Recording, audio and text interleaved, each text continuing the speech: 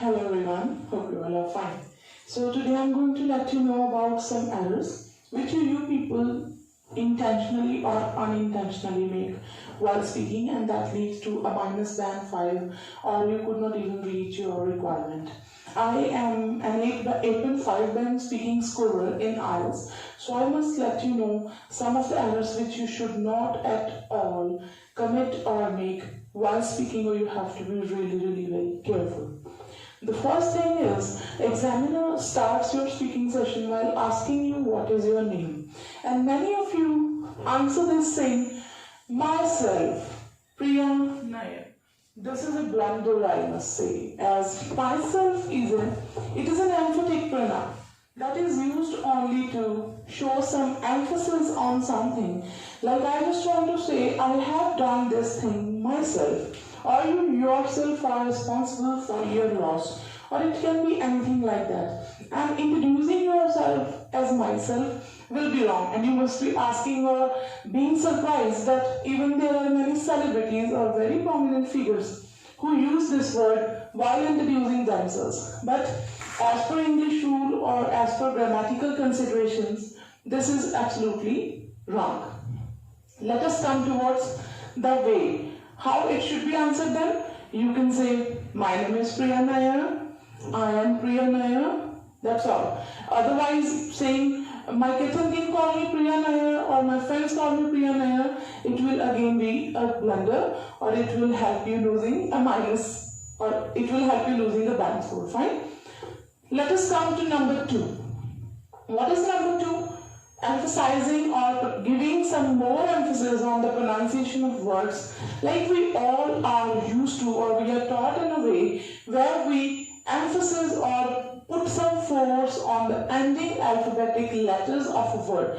For example, bad, it is said as badder, caker, I maker, I baker, caker. So instead of forcing or using force or exaggerating the sentence, say faker, try to be polite. I bake a cake. I bake a cake. You can practice with me. So this is going to help you be fluent and look confident in front of the examiner. Let us move to our number 3, that is unnecessary pauses. I have noticed many of the students who are in the habit of using for example, you are narrating a QCA to the examiner, or sister, you simply say, I clearly remember, It shows, though it is genuine or it is natural to take some pauses, but unnecessary pauses definitely hamper the fluency of your speaking.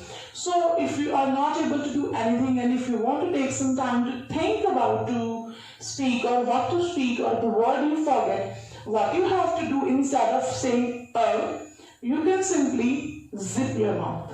You can simply say, for example, you just say, it won't be even noticed. I went to a fair and it was my friend's birthday. See, though I have taken a pause, but it doesn't seem irritating or annoying. See, I went to a fair, so try to avoid the same. The next most important tip is, as you all know, that 4 parameters are considered before giving you a score or a band in IELTS.